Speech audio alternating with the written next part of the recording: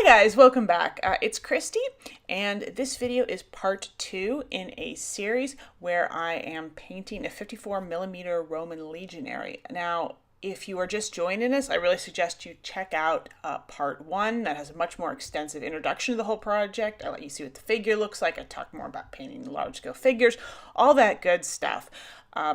So if you want to see that, I will link to it in the description box so you can get there really quickly. Now, if you have been following along and already seen the first part, welcome back. In this video, I'm going to be concentrating on 3 major things. The first is painting the soldiers' sort of leg wraps and bindings. It seems like a small thing, but it's actually quite time consuming. The second thing I'm going to be doing in this video is painting his chainmail shirt. And the third and final thing I'm going to be working on is painting sort of the interior of his cloak. And I know that maybe doesn't sound like a whole heck of a lot, all things considered. But when we're talking about 54mm, even things like this really can be very time consuming to do well. So again, what you see here are all the paints you're going to be needing for these sort of 3 phases, I guess, of the project. And again, you can see I've got glaze medium there, which I pretty much am going to be using it throughout the whole series.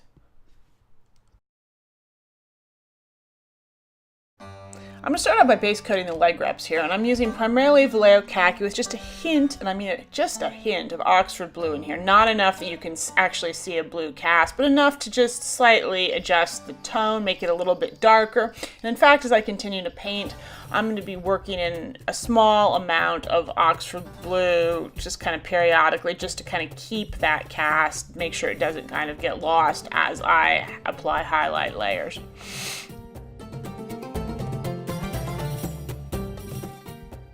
Once the base coat was applied, I found it was really helpful to sort of paint in where the bindings are that hold the leg wraps in place.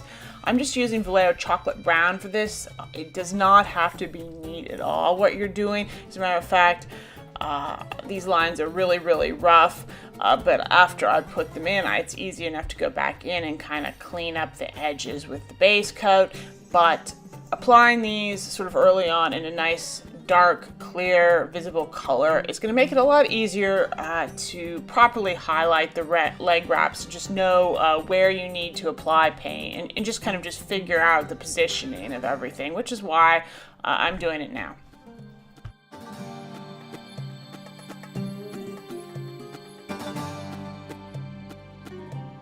As soon as I finished with the leg wraps, I'm going to go right in with my first highlight color, which is going to be real subtle to start.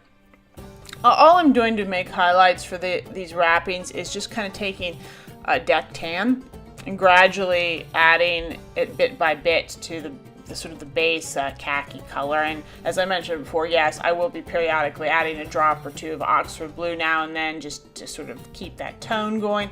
But I'm going to be making really subtle, gradual steps. This first one is this first layer that I'm applying here, as you can see, is so subtle that you probably can't even see a huge difference with the base. And I'm not only highlighting here, but I'm using this as an opportunity to really start cleaning up those bindings, making sure they're even, they're smooth, and just working out sort of that, just sort of the roughness, you know, when I sort of initially applied them.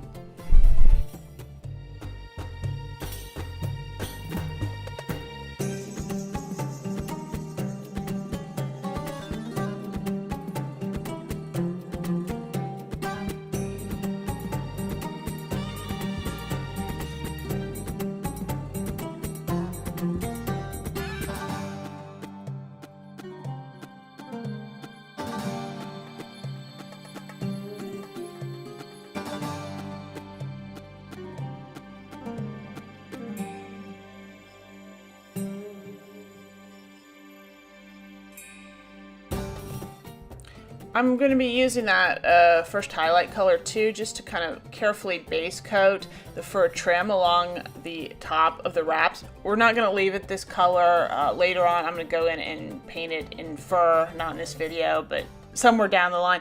But I wanted to apply, I just wanted to paint these areas, and it's because they're coming in contact with the wrappings and the bindings, and it's much easier to see what you need to do, and you know how everything sort of fits together and works if you at least go ahead and paint these in some way. So that's basically what I'm doing now.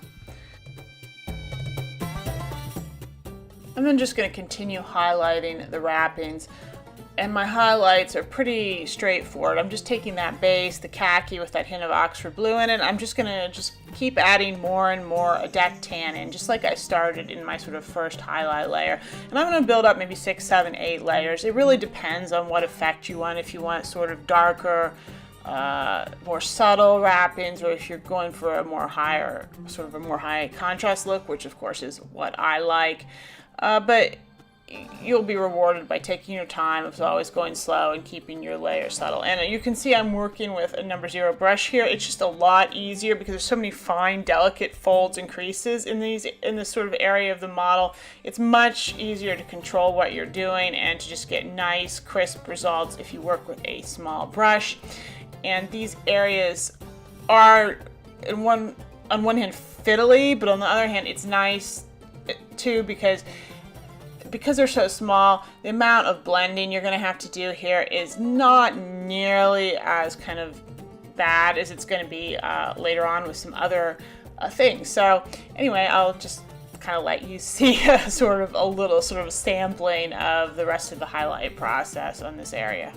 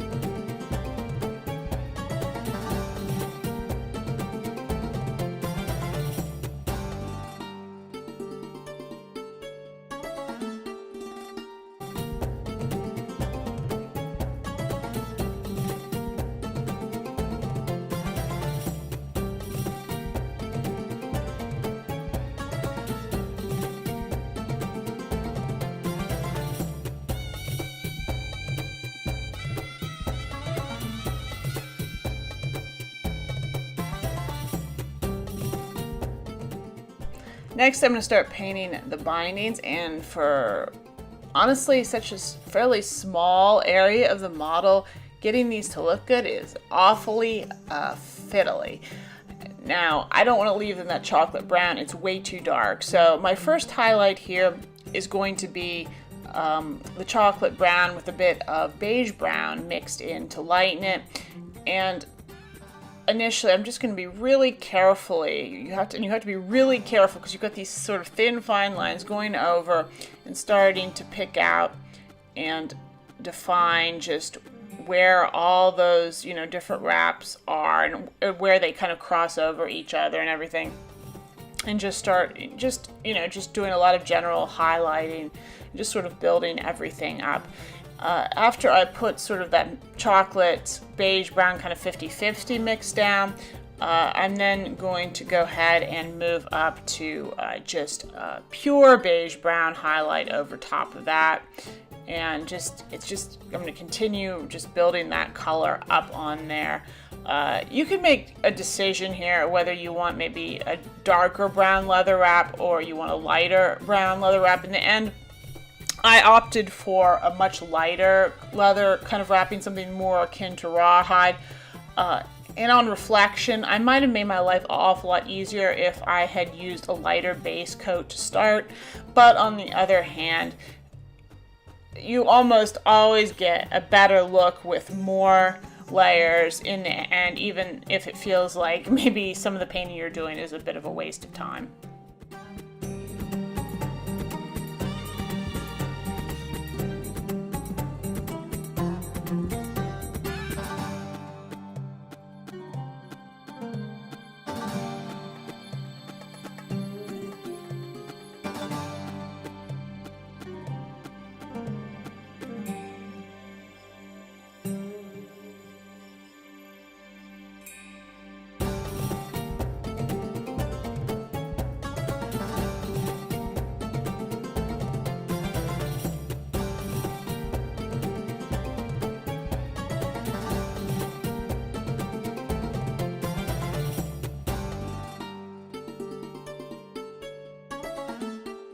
Once the bindings have been highlighted all the way up to beige brown, I'm going to start lightening my mix by adding, again, deck tan in there.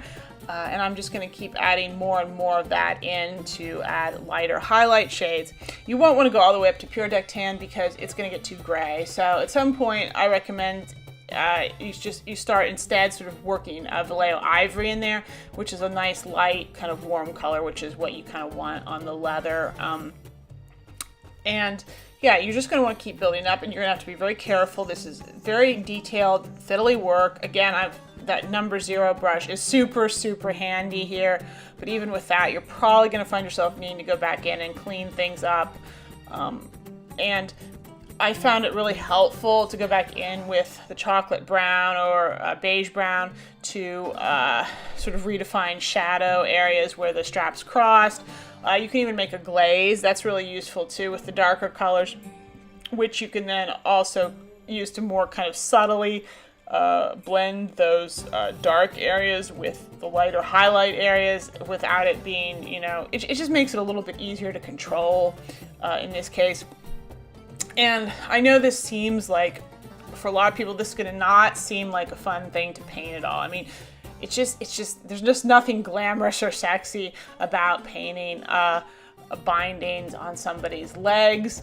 And there's going to be a really strong temptation with something like this to kind of just hurry it up, just try to get it done.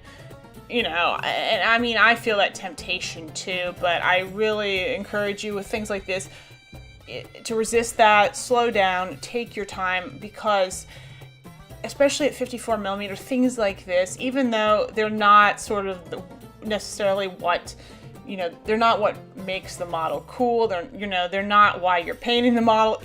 If you do a bad job on these things, it will really, really show, and it will really bring down the overall quality of the model. These types of things here are what, makes the difference between a really great 54 millimeter model and a less good 54 millimeter model, is taking the time on these sorts of niggling kind of annoying, elements of the model. So put the time in, take breaks, pause if you need to, come back to it later, whatever it takes. Just, make sure that you do these areas like this justice, because, it's just, I think, really critical sort of for the overall, finished look of your figure.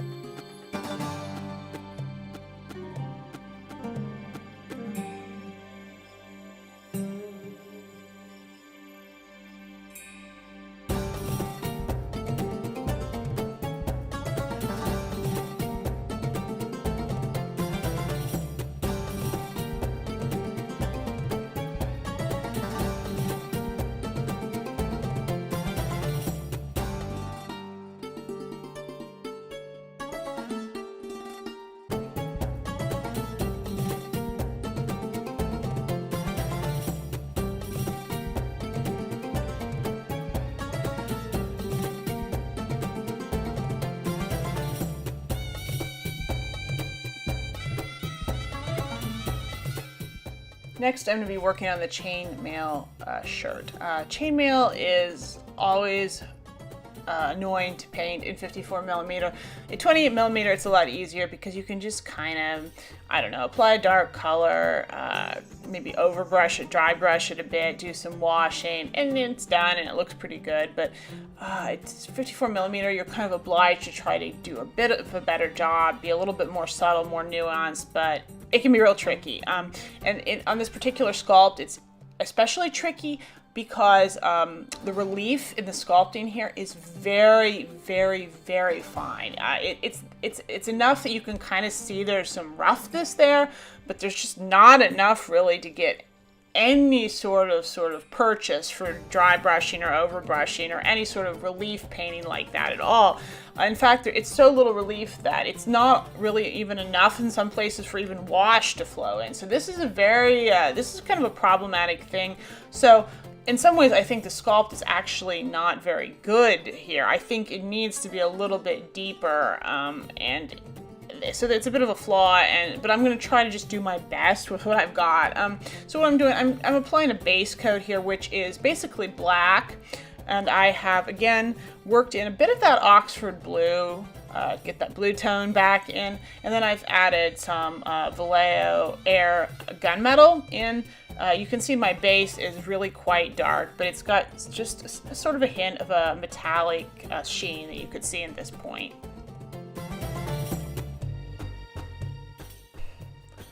Now, I find with metallic paints, when you're highlighting, you tend to have to kind of exaggerate the contrast even more than you would with non-metallic paints.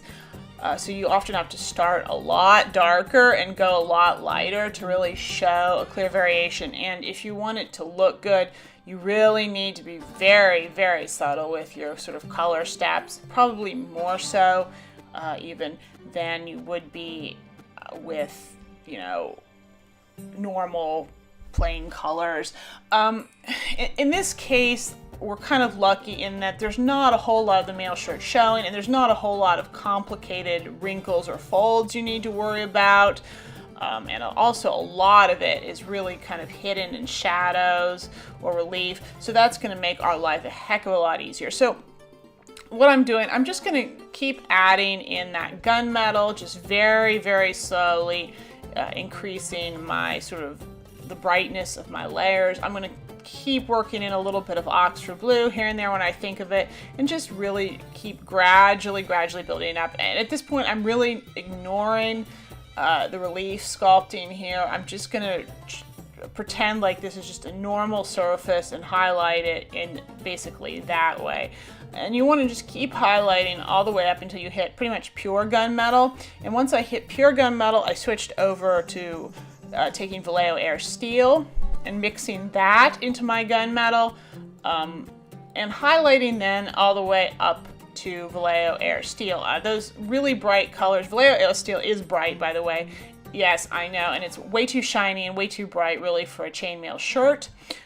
But there's a reason that I'm highlighting so strongly, and I'll show you that next.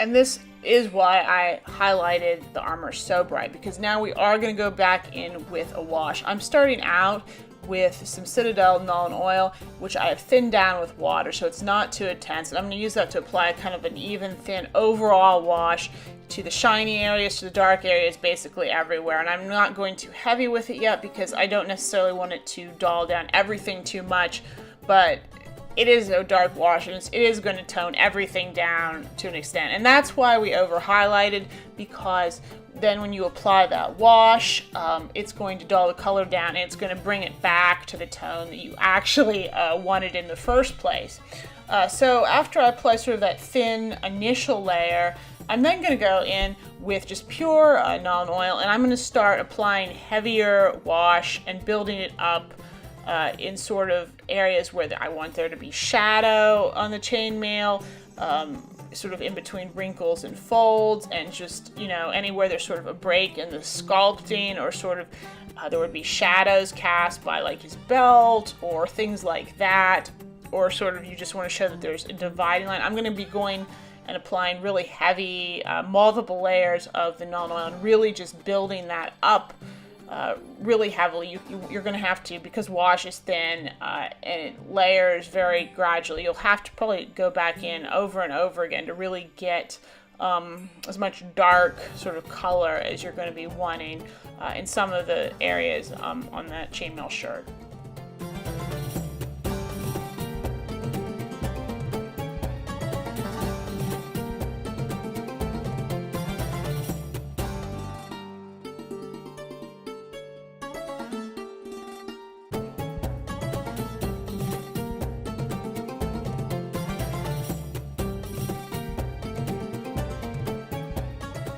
It's a really good trick to add a little bit of extra tone and depth to your mail, to apply some other wash colors to it besides just the Nuln Oil. I'm taking a bit of very thin Agrax Earthshade here and kind of lightly dabbing it on and sort of blending it in too. It'll warm the mail up a little bit. It'll give it a little bit more complexity, sort of variation. And you can work on other colors too. I've used Cerebrum Sepia before. blue, azurman blue, or whatever is a really good choice as well. Just, you know, you just work in those colors, do it very subtly. You don't want them to be sort of thick or heavy enough that you can really clearly recognize the shade. You just want enough that it gives this very slight cast to your metal surface. So yeah.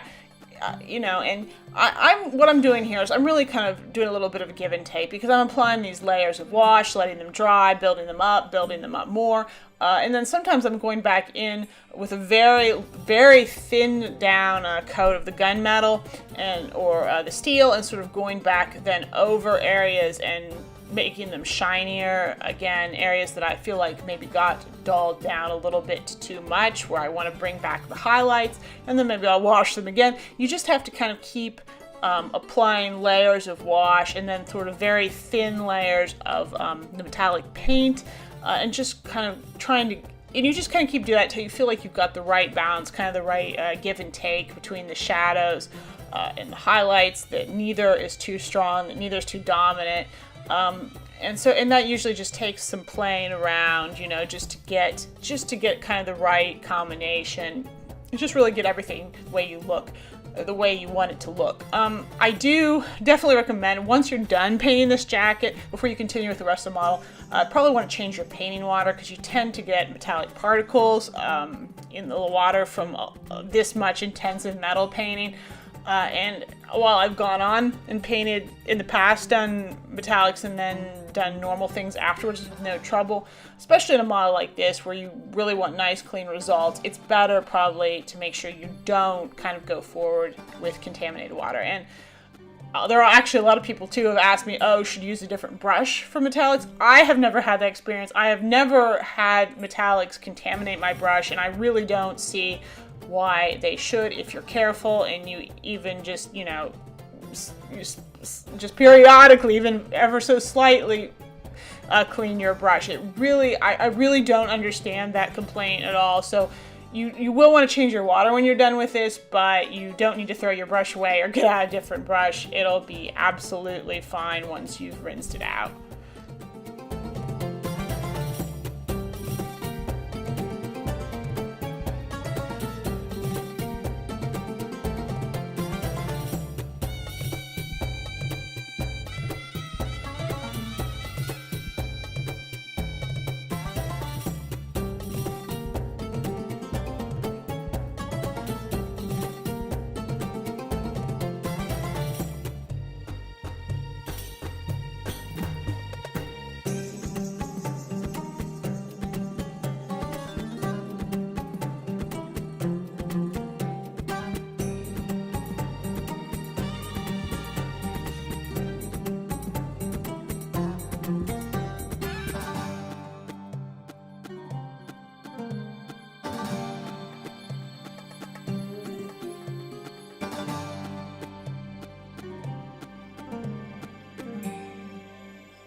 I'm not too unhappy with the male at this point, so I'm going to move on to the interior of his cloak. And he's wearing kind of a fur pelt here, so you kind of expect the interior to be some kind of, I don't know, pale tanned rawhide type surface.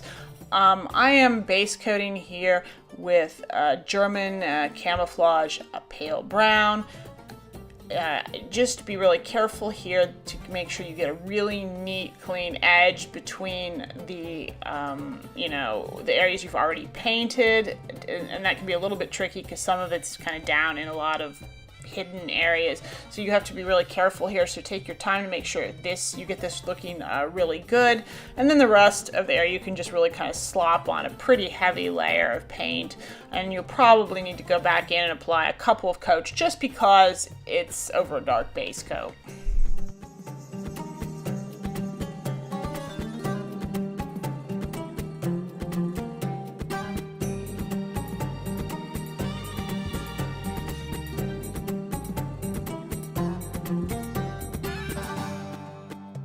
I'm now going to start highlighting the interior of the cloak, and this is a really time-consuming process. My highlight layers are just made by taking the German camouflage pale brown and very slowly adding, again, and this will be no surprise at all to you probably, increasing amounts of deck tan. Yep, there it is again. And just really building that up. On his sort of left side, there's a lot of kind of more fine wrinkling going on, and that's comparatively easy to highlight. You just kind of do kind of nice crisp highlights along the tops of those folds. But on his right side, he's got a fairly smooth kind of blowing, flapping effect going on, and getting a nice, smooth, even blend on there can be very, very challenging. You really are going to have to build up lots and lots of layers of paint to get that to work. Well, a bigger brush will make it a bit easier. I'm using a number 1 because I don't want to have to switch when I'm painting that side and then painting the other side where you do kind of need that smaller size. So I'm kind of compromising.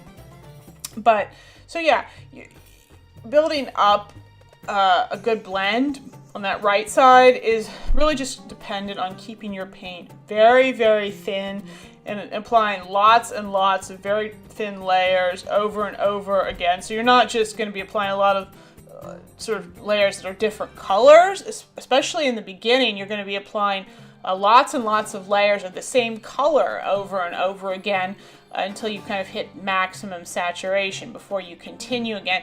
And you have to do that to get sort of a nice smooth transition on those sort of big curved areas. You have to do that because otherwise it's not going to be subtle enough, and you're just going to make your life really, really difficult. So basically it's going to be really super time consuming, I can tell you, but it is easier to take it really slow like this and take this time-consuming approach than to try to make great big steps in color. And basically you just won't be able to do it.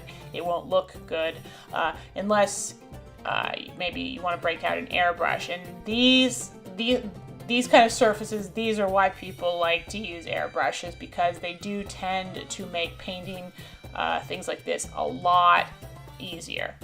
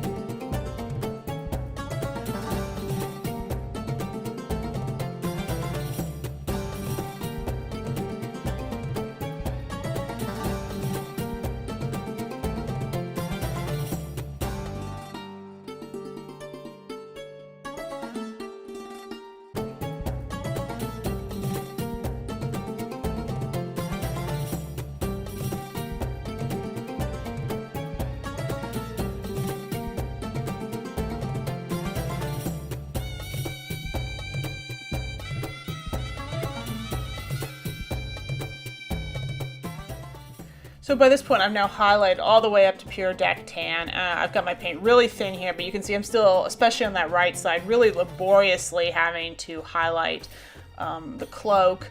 It's important that you keep your paint super, super thin, and you make sure that you apply these layers as evenly as you possibly can.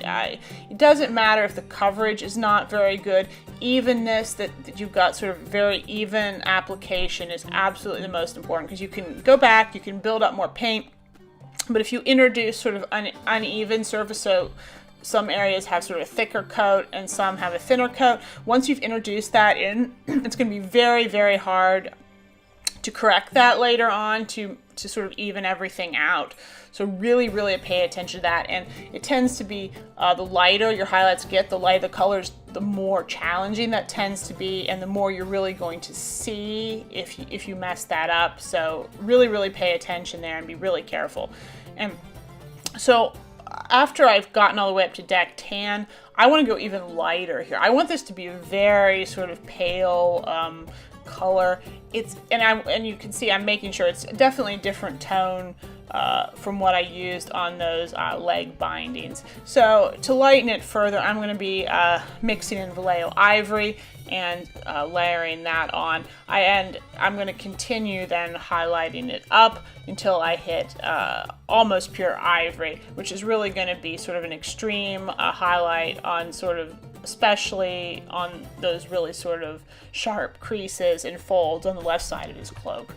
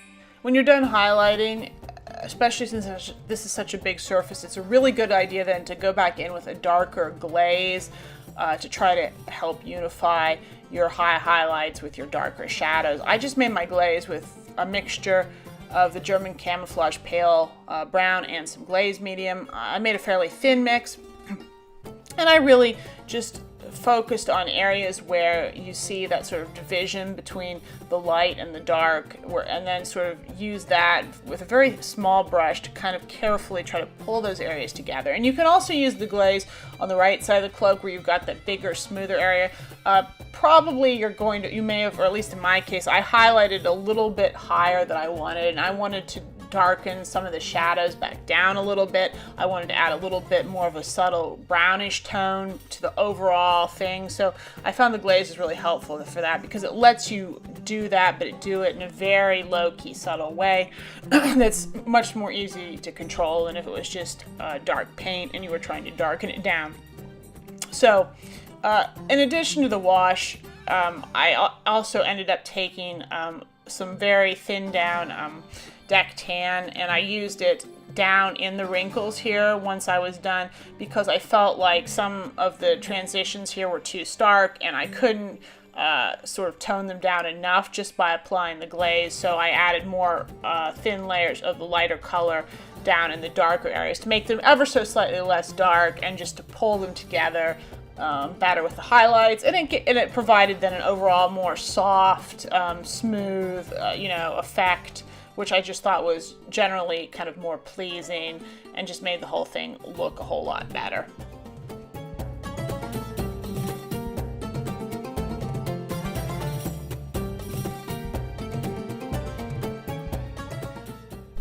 Okay, so here's how our Roman legionary looks at the end of part 2. We've painted his leg wrappings, the interior of his cloak, and also his mail shirt. I'll just rotate him a little bit here slowly so you can get a sense of how everything looks.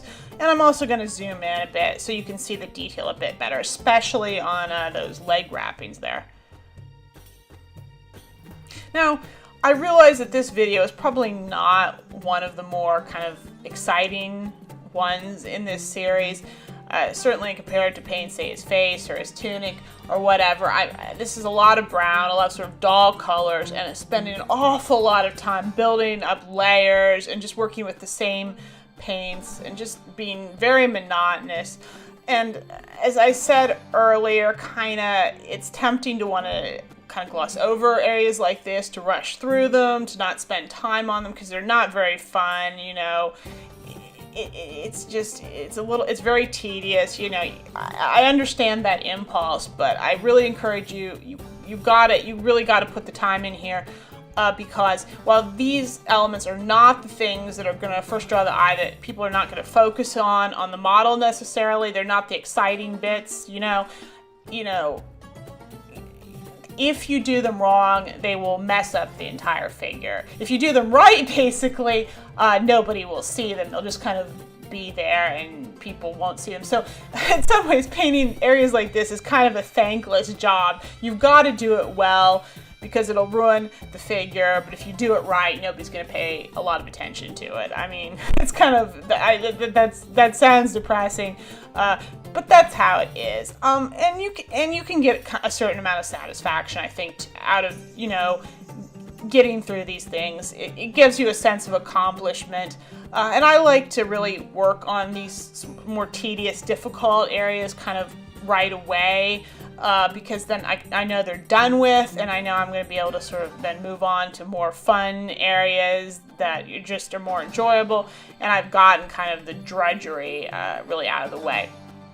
And as far as this model goes, we've actually finished a lot now of the more kind of annoying parts. So the only really big sort of annoying thing we've got left to paint now is the back of the cloak.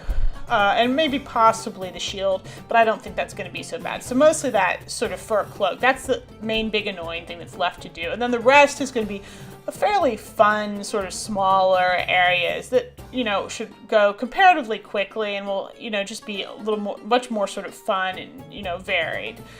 So I'm really looking forward to getting to that in part 3. So if you enjoyed this video, please like it, of course. Share it, leave me comments, let me know of kind of what you think about how I'm doing here. Definitely subscribe, of course, to my channel if you haven't done so already, so you can find out when the next video in this series comes out. And that's all for now, so I will see you next time.